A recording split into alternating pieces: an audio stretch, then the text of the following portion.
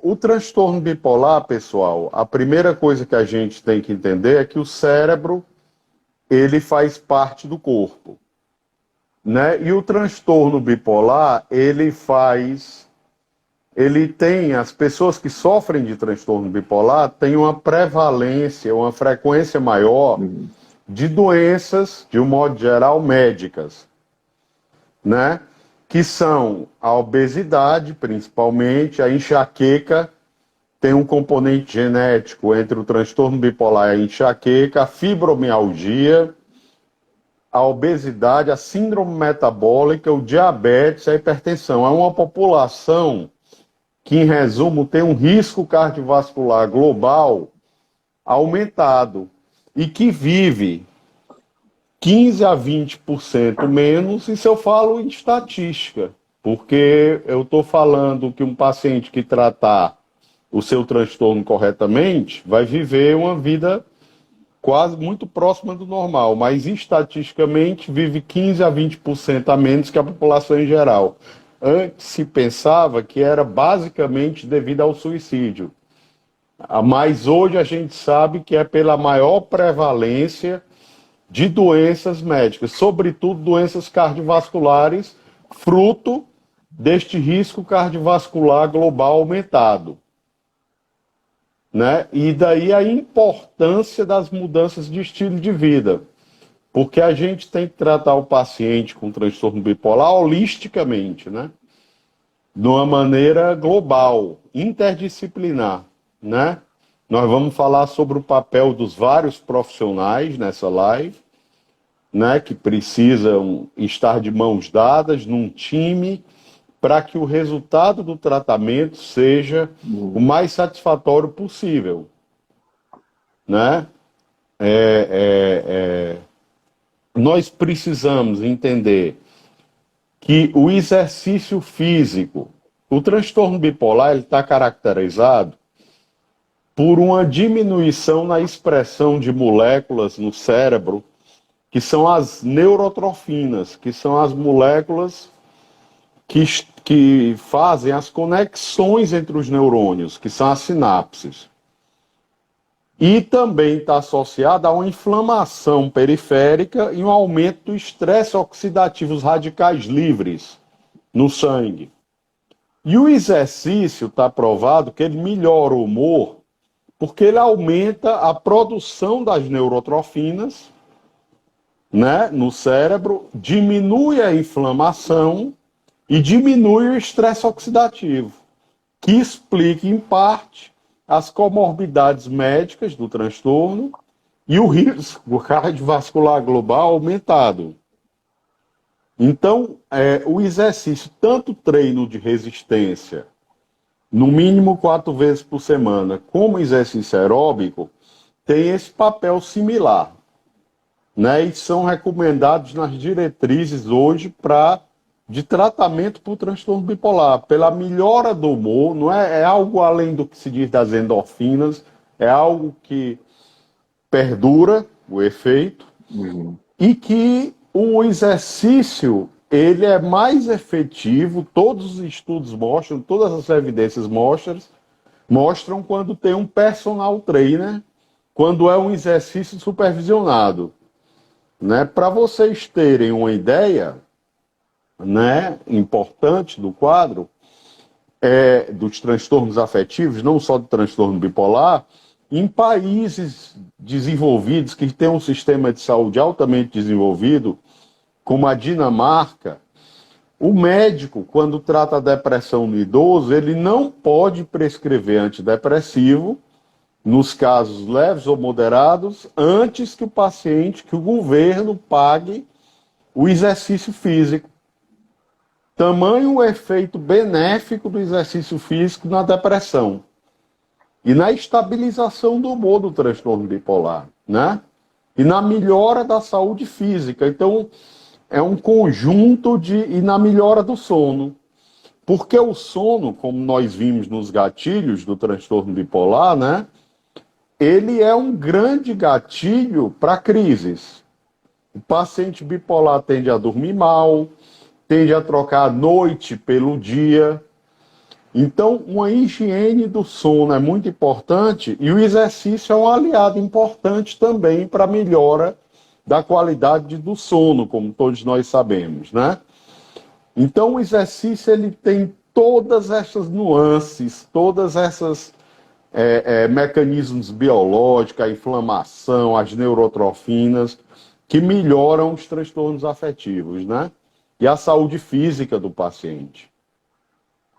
Então é muito importante mesmo.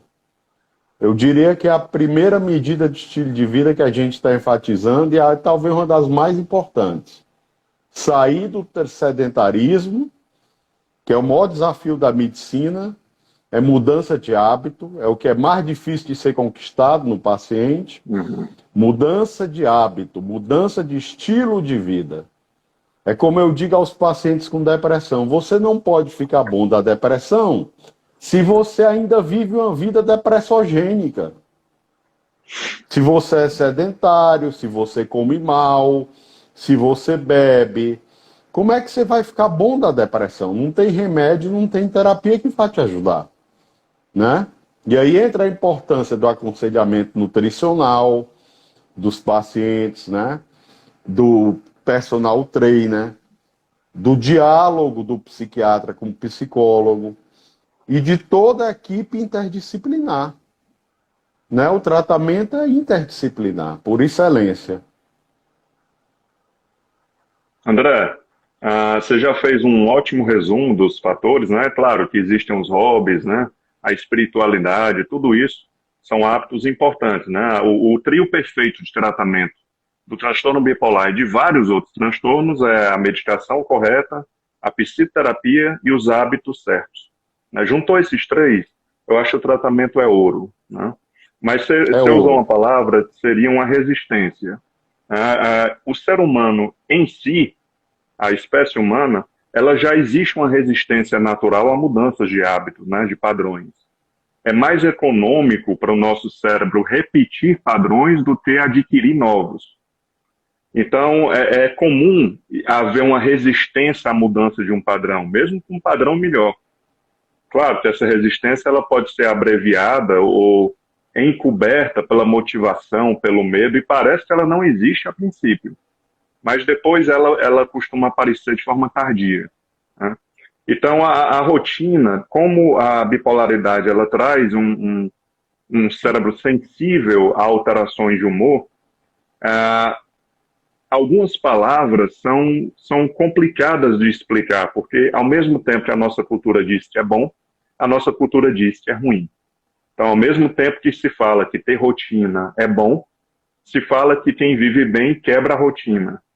Então, existe É, uma estranheza nessa sugestão, né? Assim como é, existe também em é, é. relação à rigidez, né? Ser rígido com a rotina é importante, mas se você for rígido com a rotina, você tem algum problema que você é muito rígido. Então, A é tudo muito rotina, na dúbio. verdade, para o transtorno bipolar, é um dos aspectos mais importantes no prognóstico do transtorno. É uma rotina de exercício, é uma dieta, né? Um paciente só Uhum. come massa, só come junk food, como dizem os americanos, né?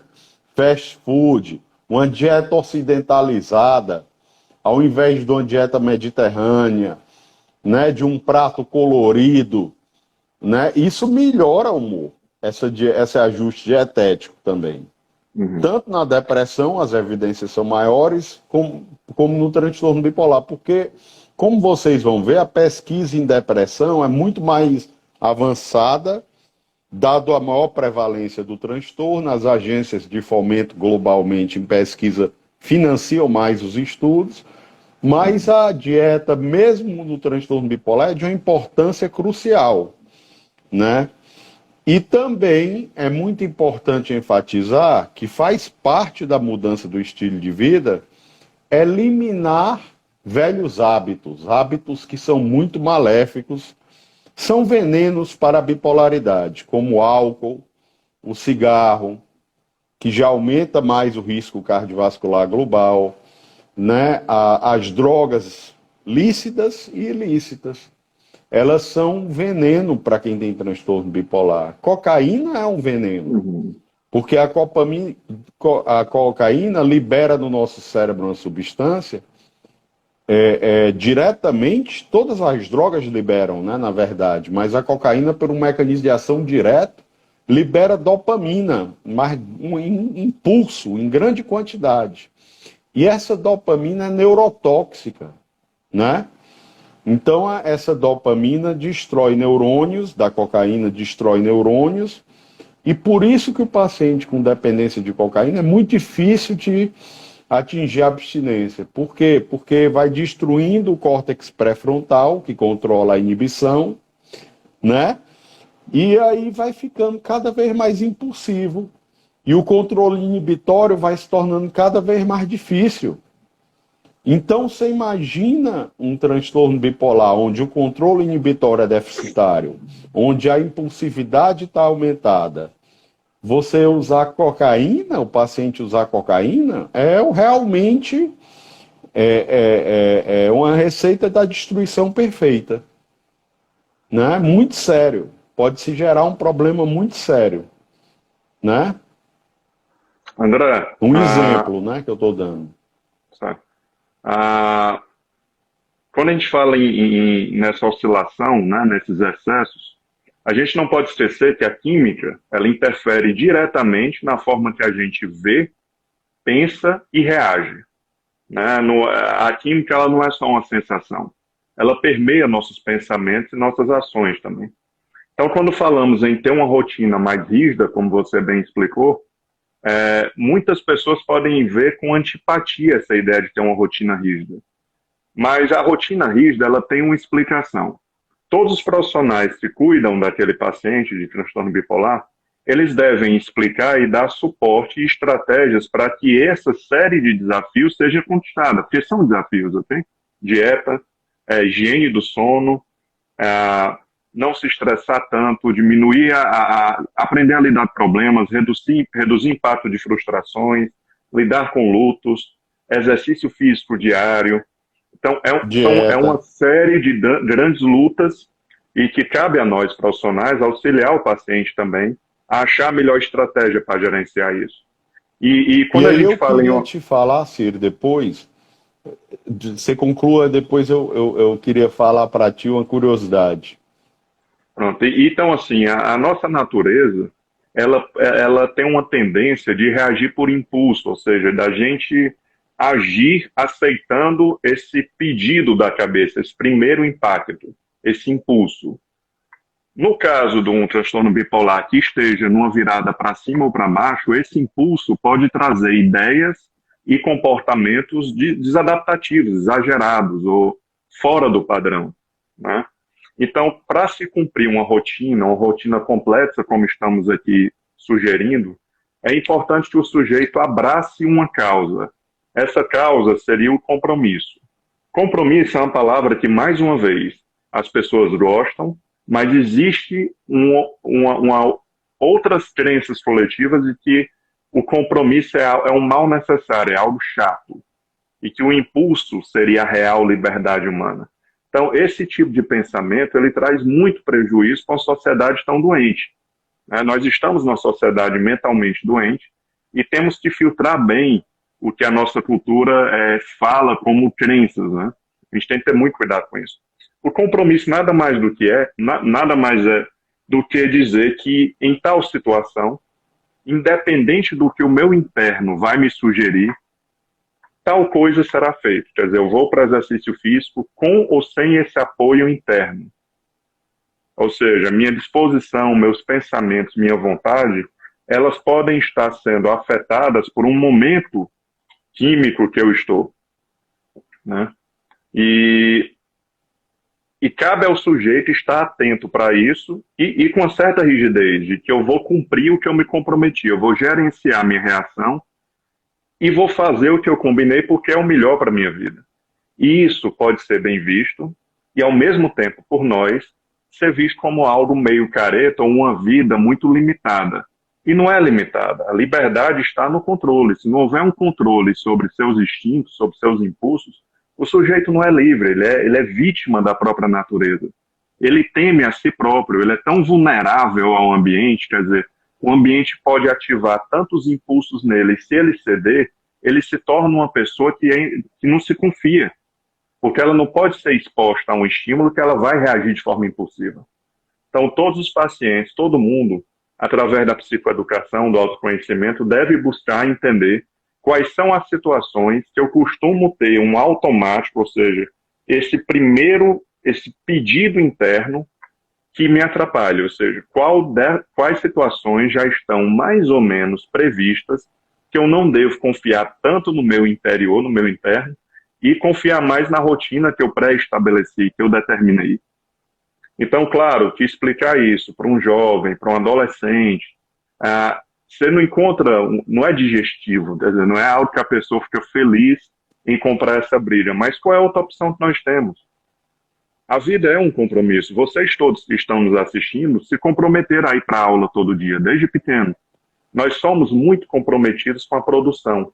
Não faltamos trabalho, ou seja, o profissional é uma área que o cérebro não tem vez, ou seja, estando ou não disposto, querendo ou não, nós cumprimos o nosso compromisso de produção. Mas na vida pessoal, que é o que recheia nossas clínicas, a vida pessoal nós acabamos por escolher ser impulsivos ou não lutar. E no caso do transtorno bipolar, para cumprir todas essas nossas sugestões de mudança, é importante que o sujeito abrace o compromisso como uma libertação e como o melhor caminho para todos, principalmente para ele, que vai ter impulsos com mais violência. Mas se ele estiver bem preparado e conseguir prever esses automáticos do momento, ele consegue fazer um gerenciamento das suas reações, e aí as viradas para cima e para baixo não geram tantos desgastes na rotina e na vida dele. Então nós não podemos evitar mudanças químicas. Podemos até tentar, mas as oscilações de humor virão. Cabe a mim estar preparado para identificá-las, não é simples, mas é possível, identificá-las e fazer o que já tinha combinado que ia ser feito. Certo? E mais uma vez, não vejam isso com um ar de algo muito disciplinador ou conservador, não é isso. Eu estou falando de rigidez para tudo, para namorar, para viajar, para sair, para tomar um copo de vinho. A rigidez é a base da liberdade, por mais que não pareça. Mas se não tomarmos consciência e gerência das nossas ações, nos tornamos simplesmente um animal reativo. E isso é um problema, sendo o transtorno bipolar ou não. No transtorno bipolar, carece de mais cuidado, porque tanto na alta como na baixa, o raciocínio do sujeito é bem alterado e ele jura que não é. Né? Então, todos esses hábitos, todas essas conquistas que a gente está sugerindo como tratamento, ela precisa primeiro que o sujeito entenda que existe um preço e vale a pena.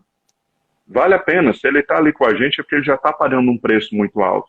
Por mais que seja um modo operandi, um estilo de vida já conhecido por ele, de erros, de traições, de drogas, de consumo, de excessos, chega uma hora que não dá mais. O custo-benefício já não está valendo. E cabe a nós oferecer um outro caminho. André, você ia falar alguma coisa e eu te interrompi. O que a gente tem que pensar é o seguinte, vamos falar em termos de saúde pública nos países desenvolvidos, como acontece esse tratamento, né? É um que a gente chama de matriciamento ou cuidado colaborativo.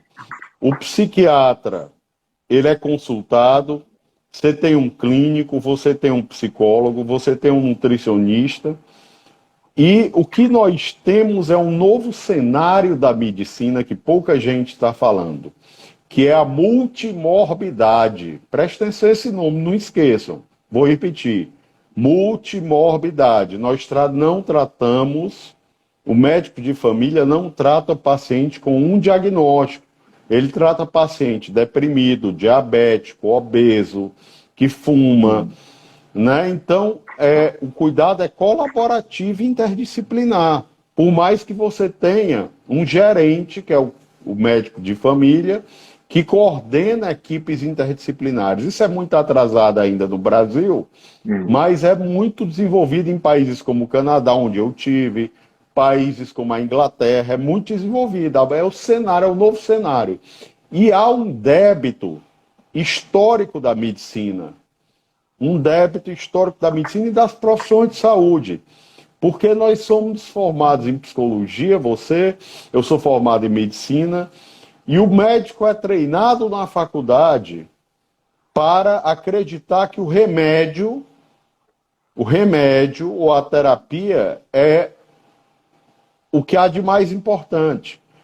E saíram vários estudos capitaneados pelo médico mais citado do mundo, que eu tenho trabalhos com ele, é meu amigo, professor John Ioannidis, da Stanford. Quem quiser pode mandar um direct para mim, que eu mando quem é, o médico revolucionário da medicina hoje, que ele mostra, por exemplo, que se você mandar as pessoas se exercitarem, é muito mais importante do que os remédios para o risco cardiovascular, para a prevenção do infarto, mesmo em pacientes já infartados.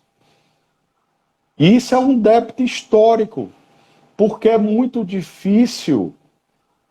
Quando eu converso com um endocrinologista brilhante, eu pergunto qual é a percentagem de pacientes que você tem que tem a hemoglobina glicada, para quem não sabe, é um retrato do controle metabólico de até 120 dias, que está no alvo.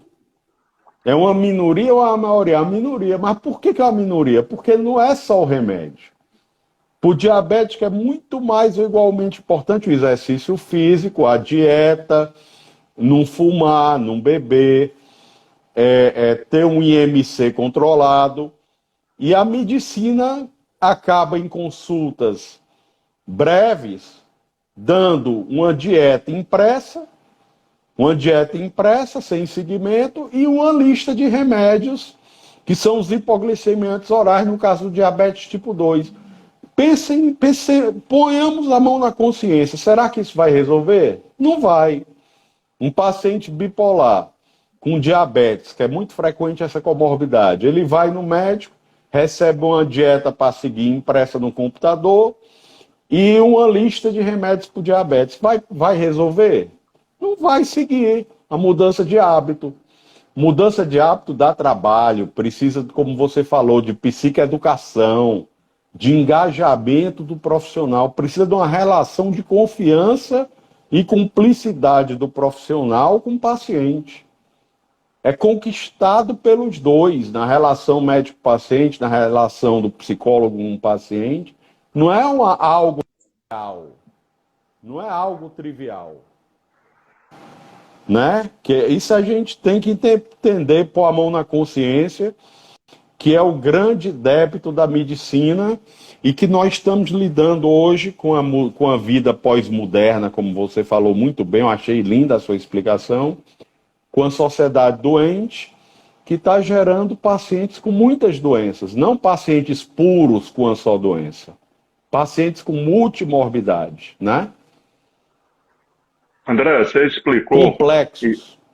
E existe muita evidência, muitos bons artigos, e você me passou alguns para estudar, falando sobre a importância de proteção orgânica, né, de saúde orgânica, da atividade física, do sono. E a gente pode somar a esses benefícios orgânicos um fator importante. Sempre que nós somos visitados por um ciclo emocional, um mal-estar, um ciúmes, ou uma angústia, uma alegria, qualquer ciclo emocional que entre em nós, uma baixa de humor, ou um episódio, né, de... André, você me escuta? Escuto. Muito bem. Pronto, só a sua imagem está travando aqui. Então, toda vez que nós somos visitados, né, e é impossível evitar essa entrada desse primeiro impacto emocional, ou no começo de uma depressão, ou no começo de uma fase de hipomania, a gente não pode esperar que essa emoção seja um copo cheio de água, que com o tempo ele vai secar e é só esperar o tempo. O tempo vai resolver. E o tempo, ele é só um espaço onde coisas acontecem. E nós sabemos que alguns movimentos, tanto internos como externos, podem abreviar essa visita dessa emoção. Então, a atividade física, o lazer, o hobby, além do efeito orgânico, ele também gera o que chamamos de estímulo de incompatibilidade, ou seja, quando entra um ciclo emocional em mim, e eu vou usar uma frase que você usou muito bem, você tem uma rotina depressiva, né, vamos dizer assim.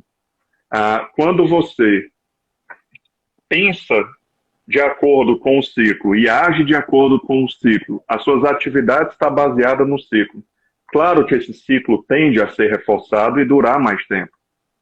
Então, é visto que quando eu tenho uma postura, atividades, estímulos ambientais, questionamentos internos, frases de autoinstrução, atividades opostas ao ciclo, por algum motivo ainda não muito bem explicado, possivelmente por uma incompatibilidade do que eu estou ciclando dentro e do que eu estou fazendo fora, esse ciclo emocional tende a se abreviar. Então, se eu estou numa hipomania e tenho uma rotina mais tranquila, ali com massagem, exercício, sem euforia, sem festa, a tendência é que a hipomania vá passando mais rápido, porque eu não estou alimentando o ciclo. Então, é Perfeito. importante, todos esses hábitos que a gente está falando, são todos hábitos que vão se contrapor tanto à subida como à descida do morro. Então, tem um tenho efeito orgânico. que falar uma coisa muito importante depois, que a gente não pode deixar passar nessa live. Pessoal, os remédios usados para o transtorno bipolar, para a depressão, eles têm seus efeitos colaterais. E um psiquiatra muito brilhante, que também é amigo meu, de Bolonha, professor Giovanni Fava, que hoje tem mais de 70 anos, ele criou um termo chamado comorbidades iatrogênicas. Então, remédios que são de primeira linha para o transtorno bipolar, aumentar o risco de diabetes, pode aumentar o risco de diabetes, pode aumentar o peso, certo? O lítio pode ter efeito na tireoide. Então, é importante esse paciente ser monitorado com exames e a gente reconhecer os riscos do tratamento de qualquer doença complexa, inclusive do transtorno bipolar. E a necessidade de uma monitoração constante, com exames, monitorar o IMC do paciente, a pressão arterial, o peso, né? É muito importante, mas eu queria enfatizar isso, a comorbidade iatrogênica, que eu acho um conceito genial dele, né? Que é o remédio. Existe iatrogenia em psicoterapia também, mas é outro assunto com a live, né? Existe um capítulo enorme sobre isso. Então, os tratamentos não são isentos de riscos, nem mesmo a psicoterapia. Se não for bem conduzida, ela pode impor riscos ao paciente, né? Isso eu queria enfatizar. E lembrando, André, que você falou nos últimos episódios da nossa maratona, não existe uma psicoeducação ou um conjunto estratégico que possa ser genericamente dado para os pacientes. Então, não existe uma fórmula. Às vezes nos perguntam, eu tenho um irmão, o que é que você sugere? Sugiro uma terapia e um acompanhamento médico para personalizar o tratamento dele, né? E só fechando aquela minha ideia, André, e também fechando minha participação, você está me ouvindo, André? Estou ouvindo perfeitamente. Pronto, só a tua imagem para mim está travada, não sei se para os outros. Pronto. Quando eu estava falando sobre a minha atitude, o que passa dentro de mim, o quanto eu posso intervir nisso, vocês imaginam se vocês estão num dia ruim, triste, e de repente se colocam em alguma atividade que é oposta à tristeza, vamos dizer assim, né? Uma atividade mais festiva, um encontro de amigos, a melhora no humor, ela acontece. Claro que ela pode à noite voltar novamente. Então, o ambiente, ele tem um efeito terapêutico no cidadão absurdo. Historicamente, durante toda a evolução da espécie, o ambiente sempre foi a nossa principal ferramenta, né? O ambiente, a natureza, a música. Então, a terapia não pode ficar resumindo, ela não pode ficar resumida a ficar trabalhando racionalizações na hora de uma crise. A racionalização é importante, a identificação, a lembrança do que tem que ser feito, mas o ambiente ele tem igual ou maior importância do que a autoanálise de ser uma força absurda de regulação emocional. alimentação, música, e o ideal é que tudo já fique mais ou menos semi-estruturado, assim, meio que pré-determinado do que eu vou fazer em tal situação.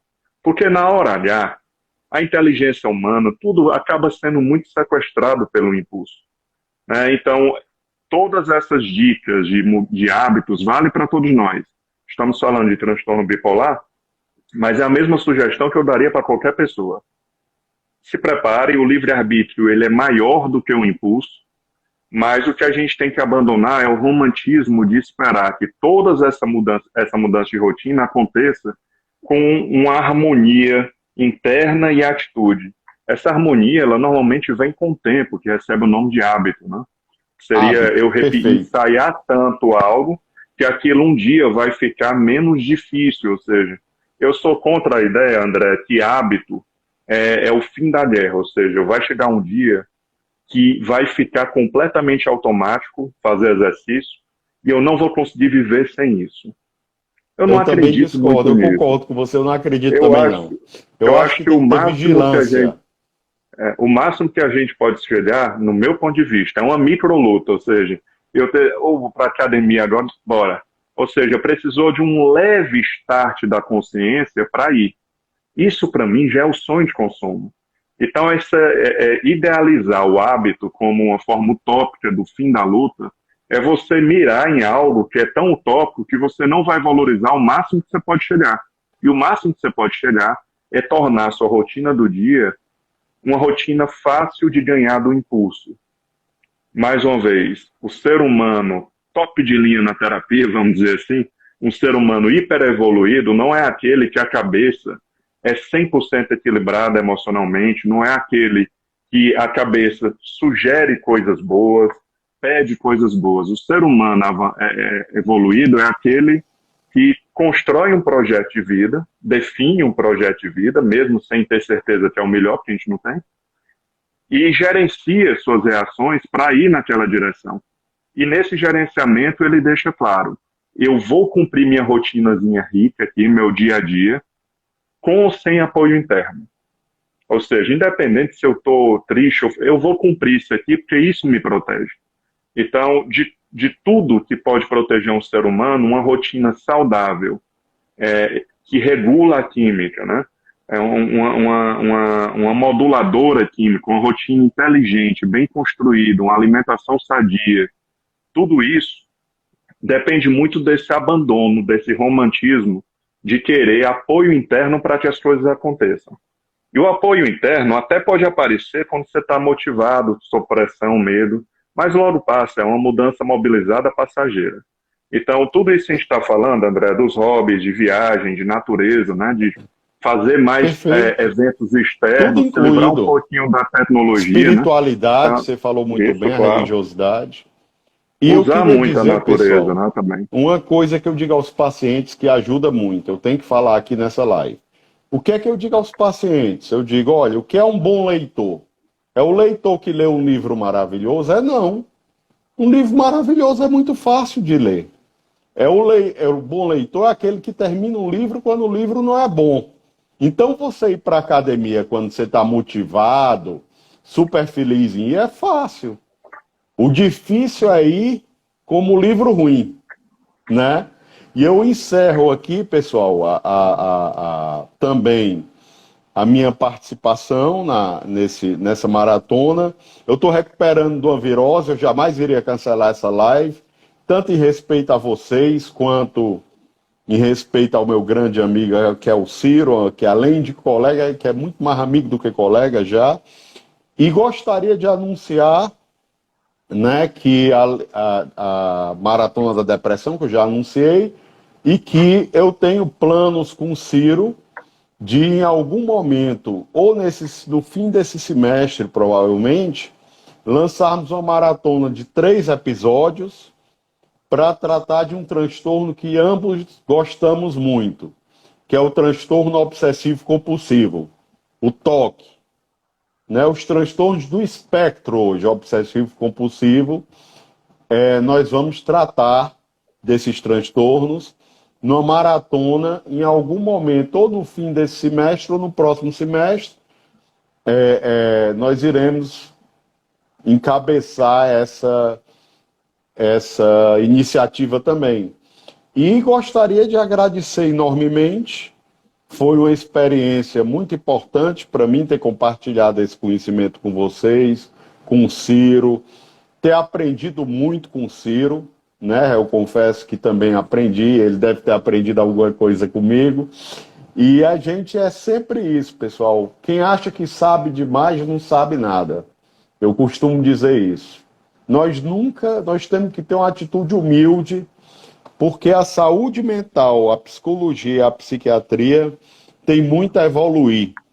Nós temos muito a evoluir. Nós estamos no século XXI e nós não temos nenhum marcador que diga qual o melhor tratamento para o paciente específico. Nós vivemos uma medicina que mistura evidência com arte. E isso é muito aquém.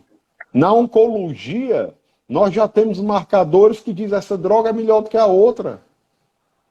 Né? No tratamento do HIV, nós já temos o genótipo do vírus que diz esse coquetel é que vai funcionar, não esse outro. E na psiquiatria e na psicologia nós vivemos ainda de um empirismo.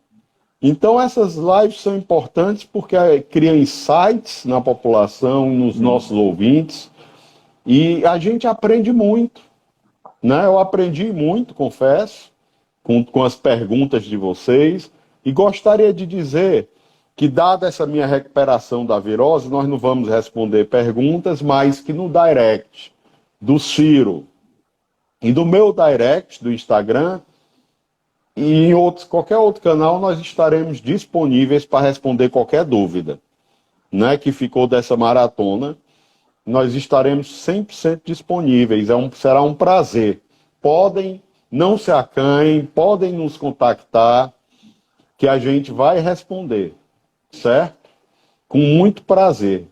E a live fica no canal do Ciro, que é excepcional, eu acompanho, eu vou me inscrever hoje, mas eu não me inscrevo muitas vezes no YouTube, mas eu vou me inscrever, é excepcional, Psicointeligência, e no canal da Saúde Mental, né? E tanto no Instagram essa live vai ficar, quanto no YouTube, canal da Saúde Mental. Estamos disponíveis para tirar qualquer dúvida no direct ou em qualquer canal, né? André, É isso que eu queria encerrar minhas palavras por aqui. Muito meu obrigado. irmão, obrigado você, obrigado a todos. Eu vou encerrar do jeito que eu gosto, sendo polêmico, né? Tem um conceito que eu gosto muito, que é do esforço, que eu acho que é uma grande lição para a vida. Quem abraçar isso, boa parte dos problemas serão resolvidos. Não é uma fórmula, é só um entendimento. O esforço é fazer o que gosta, mesmo sem vontade. Então, para cumprir todas essas nossas sugestões de exercício físico, dieta, hobbies, curtir um pouco, ter mais lazer, controle de drogas, comer bem, para tudo isso, o ideal é que vocês valorizem, eu falo vocês para todos nós, valorize o gosto de ter feito aquilo. E não valorize a disposição para fazer. A disposição humana, a motivação, ela é muito mais delicada e frágil do que o gosto. Então, se eu fizer exercício físico hoje, certamente eu não estarei motivado para ir. Mas eu aposto que depois de fazer, eu vou gostar de ter feito. O mesmo vale para comer uma comida de qualidade, uma boa leitura, uma viagem. Então, assim, a ideia é não valorizar tanto essa disposição para fazer, e sim apostar no potencial de gosto. Ou seja, agora, se tudo que eu gosto eu estou fazendo e não estou sentindo mais gosto nenhum, vale a pena uma avaliação com um psiquiatra para analisar o que está acontecendo. Porque normalmente o gosto ele segura por muito tempo. O sujeito ele acaba tendo muitas perdas, mas o gosto é um dos últimos dominós a cair. Né? Uma pessoa que está estafada ou que está... Então, assim, é apostar nisso. Apostem no gosto de ter uma boa rotina. Não valorizem a motivação, a vontade de fazer. Se vocês valorizarem, vai ser uma vida instável, incoerente, com altos e baixos, que é um direito de todos, mas não é uma orientação nossa. André, brigadíssimo, meu amigo. Vamos nos ver em breve em outras lives.